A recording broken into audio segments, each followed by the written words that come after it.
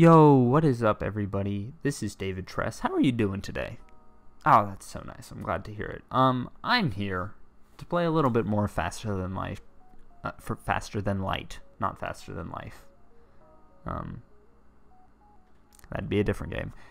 Anyway, I am here to play a little bit of this and to redeem myself, because last time this went just terribly. Everyone died within 13 minutes. All three crew members, who I had, named after my friends. So I felt that emotional impact. I'm dealing with it. I'm going through counseling for it. And what my counselor told me to do is they said, get back on that horse. Get a new crew. Same names. Because, I love my friends dearly. And we gotta redeem ourselves together. What am I doing? There we go. So yeah, we're getting back on the horse. We are. And you know what? I feel a little bad that we don't have any female representation, let alone on the site at all. And if you would be interested, please contact us if you're a lady or a man. Regardless, we do not discriminate. But I feel a little bad that there's no woman on our ship. So Derek is going to be our woman, and we'll just call her Derek. But yeah, so now we got a little bit more of, wider, a more diverse ship. I'm all for what Star Trek was up to. Star Trek had pretty diverse cast. Anyway, and I think one of the other things that sort of doomed us from the start was that we didn't name our ship. And then, let's just do this.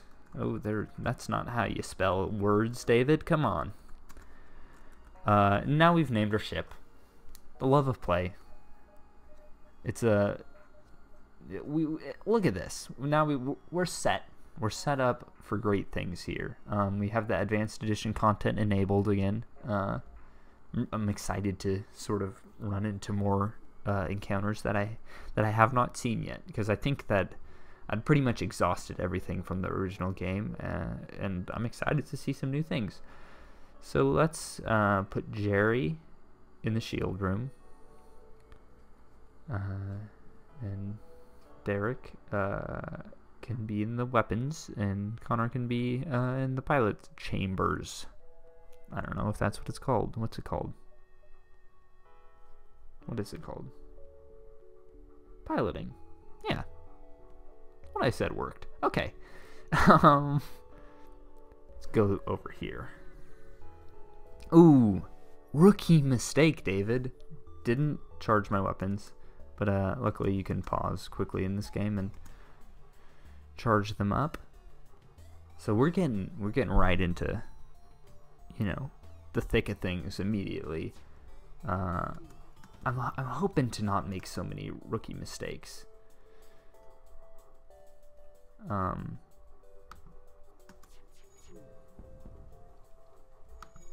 Okay, his weapons are down. I'm gonna, because he did set fire, and that's something that can sort of screw you up, I'm gonna use another missile. Because my first one missed, that one missed too. Shoot.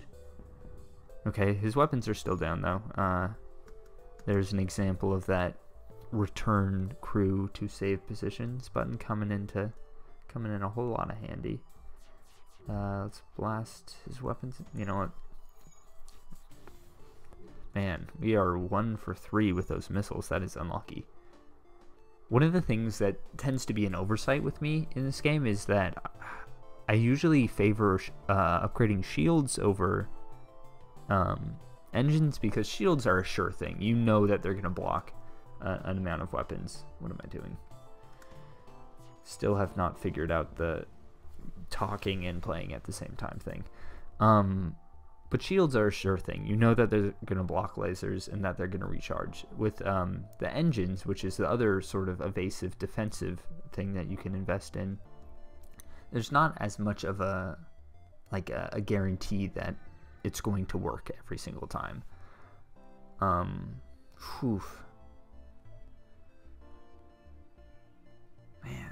I think we can do it.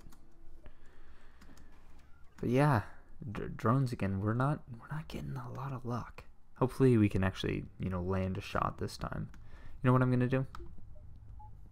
I'm gonna route a little bit of energy over to my engines, which will up our evasion, which will give us a better shot. Stop his drone from coming at us. Okay, this is good. Hopefully we can. Hopefully we can take out his weapons and destroy his ship right here. Excellent. There we go. That is how it's done. Look at that. Everything's working out for us. So now I just have to be sort of on it about rerouting the energy back to the med bay when you need it, because, you know, it's kind of a pro tip, but you're not using your med bay all that often. It's sort of an unessential piece. You know, you only really need it to be powered up when people are in there and they need to be healed. So you can early on route that to your engine or somewhere else where you can't, you know, if you can't afford to buy another power cell. I think that's what they're called. And it's really a great way to sort of boost your chances for success and micromanage your way to, you know, a better outcome. You spot a small rebel ship nearby. It seems to have been refitted for transport rather than combat. It does not seem to want to engage. You and your ship demand to surrender their goods. Let's do it. Well, this doesn't seem like it was outfitted for just transport. This seems like it's ready to kick some ass. Oh boy. I do tend to be a bit of an aggressive player in this game. I just really, I don't know, I feel like you're missing out unless you engage and fight, and sort of you stand to gain the most scrap that way. And usually that is the way that I go, because you can upgrade at a faster rate the more you fight. You know, you're sort of risking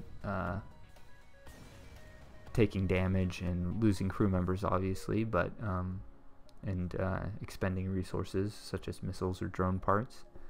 But yeah, I think it's, I kind of feel like it's a no-brainer. Like I don't know if there's any player who just skips the majority of combat things. I think you kind of need to do that. It's sort of an essential part of the game. You receive a hail from a station orbiting a nearby planet. Captain, we are Federation Terraforming Team C12 and are in need of assistance. Do you have some time? I don't know.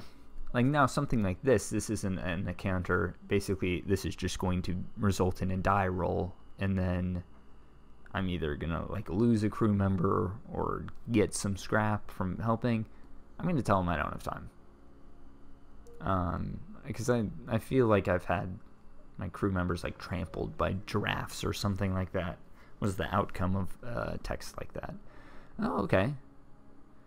A slaver. Okay, so we need to attack this guy and free his space slaves. One of the things that you learn after dealing with a slaver is they offer you a slave for purchase initially, and if you reject that and you know, fight him, because justice must be served and slavery is not okay, obviously. You can free a slave, and then they you know, come aboard voluntarily. I'm assuming. I don't. If it's otherwise, then, you know, they're free to leave my ship. They don't need to stick around. But yeah, so we get this guy. He comes over, and then he is part of our crew now, and we're happy to have him. Fired him. Strong name. Okay, let's move on. Okay, here is a store, and we have 120. Hopefully that's enough for us to get whatever goodies they have here. Fire suppression automatically puts out fires throughout the ship. That is helpful. But oh man, I really like the automated loader. That's very nice. Man, these are both pretty decent. I think I'm definitely going to get that. And then we have an NG. Getting another crew member isn't a bad thing. But I'd also like to upgrade our shields. But the other trade-off, a lot of buts here. But the other thing that I need to be considering is that stores, you know, there's no guarantee that you're going to be able, or when the next time that you run into a store is going to be. You can always upgrade your ship after every encounter. So I think I'm going to spend some money here. So now I just basically need to decide between getting an NG crew member and a fire suppressor. There's fire suppression. There we go. That's the one. I think I'm going to go with the crew member. Because then if you have an extra crew member, you can both, you know, put out more fires. And then I'm also going to grab some of this stuff. Then, okay. If you have an extra crew member, then you can use them to put out fires. So, you know, Mara is my fire suppressor now. And I think I'll put them on this camera system, which allows you to see inside of enemy ships, which is something that's, I don't know how helpful it is, but I feel like it sort of demystifies them a little bit, and it can be sort of a morale boost to see, like, when you're, you know, really giving it to another ship, and then you see the struggle and the worry, you can sort of have a better grasp on the battle, which leads you to better, you know, planning and tactics and implementation of tactics and that sort of stuff. Scanners are showing intelligent life forms on a nearby planet. Ignore it. I feel like whenever I explore that specific text, I end up dead. Or a single one of my crew members ends up dead.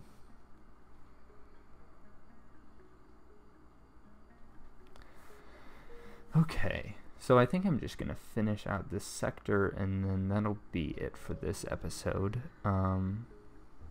But I'm going to hit a couple more places just in case. Okay, so there's a Federation scout being chased by a rebel fighter. We are the Federation, and they are the rebels. So let's save this guy. So yeah, now we can see inside of their ship. They have 3 crew members, shields, weapons, and the piloting chambers are being manned. They got a hull laser. That was what did us in last time. Let's give it to their shields and their weapon system. Yeah, like that. That's very exciting to see that they're not doing great. Oh, they looks like they hit my med bay. I didn't even notice that. Let's move Mara over there and then hit that so their evasion goes down a bit. And one more hit with the burst lasers should do them in. And send. Oops, I guess I didn't save Mara. Oh, looks like it got me a quest. Okay, now everyone's saved there. Cool, that went well. I think I can do... I doubt I can do both of these, but I think I'll be able to do one more and then get to the exit and then jump to the next sector.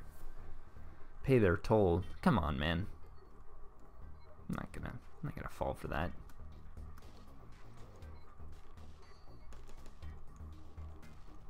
Okay. Yeah, well, this is going infinitely better than it did last time. I mean, we have a 5-man crew.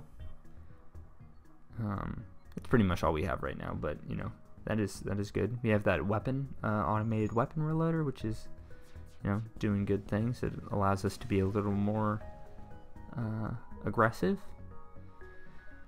Okay, and now we get to jump to the next sector. Oh, you arrive at a beacon located in a civilian star system. A nearby colony contacts you. We've got a rogue rebel ship harassing the system. Do you have time to find it? This system? No. Yeah, no, sorry guys. look at this. If I was, so in case you're unfamiliar with the game, once you start traveling in the red, or even in this area, like if I was to fly or stay in this sort of section, this deeper red would advance out to this outer rim, and then you are forced to encounter and fight a rebel ship that's pretty well equipped every single jump. Well, this looks like it could be smooth sailing. I'm all for civilian. Yeah, wow. You would only have to do one hostile sector. Let's do that. I'm all for that. But yeah, I think that'll do it for this episode. Thanks so much for watching. I hope you enjoyed. And I'm excited to see where this goes next. We're doing okay. All right, take care, everyone.